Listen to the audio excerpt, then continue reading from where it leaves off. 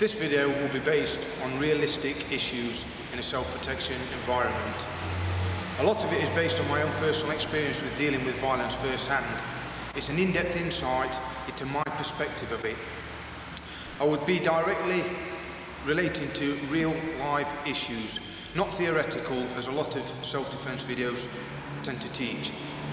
It's the first of two videos dealing with both the psychological aspects of a confrontation as well as the physical, and it is emphasising the importance of mental conditioning with respect to dealing with violence firsthand. The first stage in any realistic self-protection strategy must always be awareness. You must be conscious of your environment. Many people are taken off guard purely by the fact that they don't take notice of what's happening around them. You should never, ever, under any circumstances, let a situation develop and rely purely on your physical capabilities. It's a very, very dangerous mistake to make. Avoidance should always be the main issue. Avoid a situation rather than let it get to the stage where you've got to physically deal with it.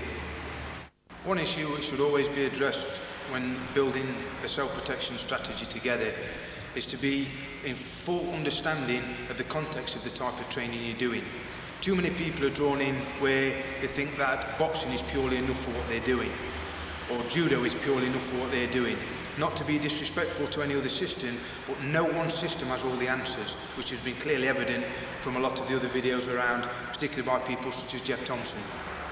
You must ensure that the training you're doing is relevant to your requirements. If it is a sports-based system that you require, go to a sports-based club.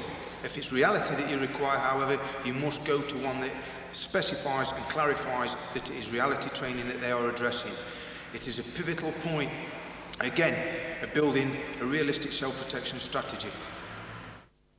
If it's effective training that you require, you must consider cross-training.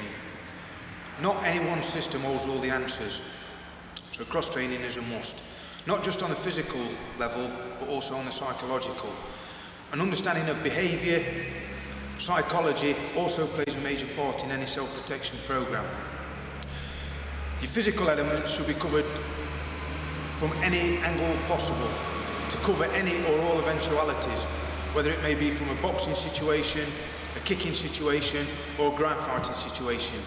The skills that you need have got to be proficient, and you must be able to cover any situation thrown at you. Why does violence occur? Many people can't answer that question. Some explanations, or the main explanation, is that a lot of people use violence purely as a displacement factor, for frustration and anger is built up from outside influences, focusing all that attention on one specific moment. A lot of people perceive violence as their only or their last option of dealing with a situation.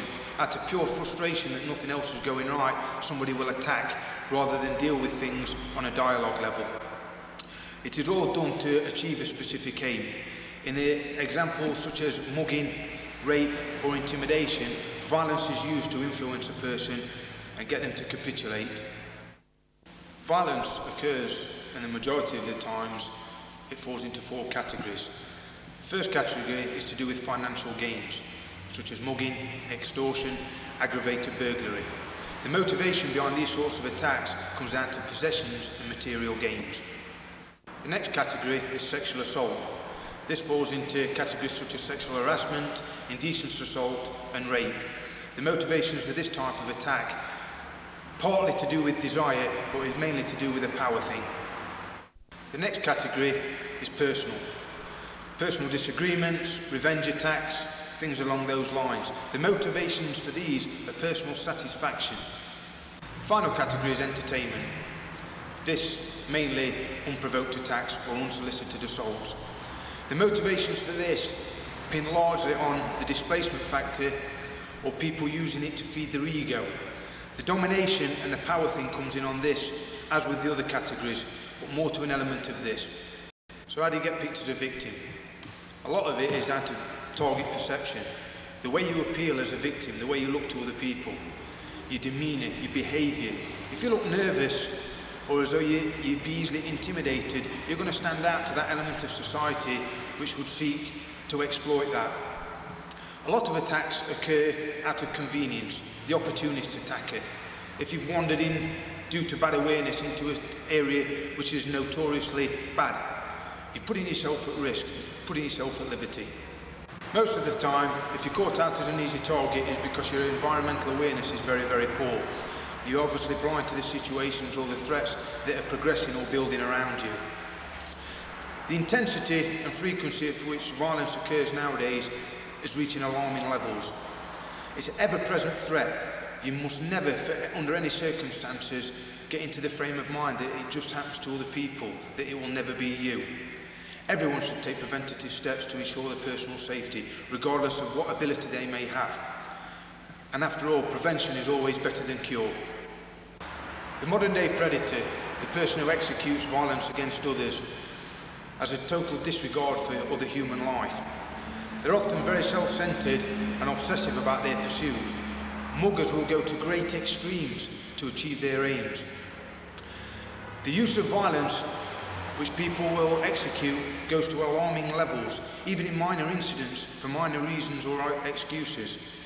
The predator of nowadays is devious and ruthless. They're vicious in their attacks, and they'll be deceptive to the last in order to achieve their aims. The predator will not hear any rational explanations, apologies or excuses for your behaviour, whether it's innocent or not. They will refuse to hear the word no. They're persistent in their aims. They will disguise their intent to take you to your weakest point so they can execute an extremely vicious attack with no awareness on your behalf whatsoever. The way a person copes with violence is largely dependent upon their psychological structure.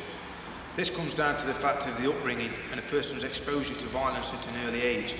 A lot of people can be intimidated by any signs of aggression purely because of their background and their childhood.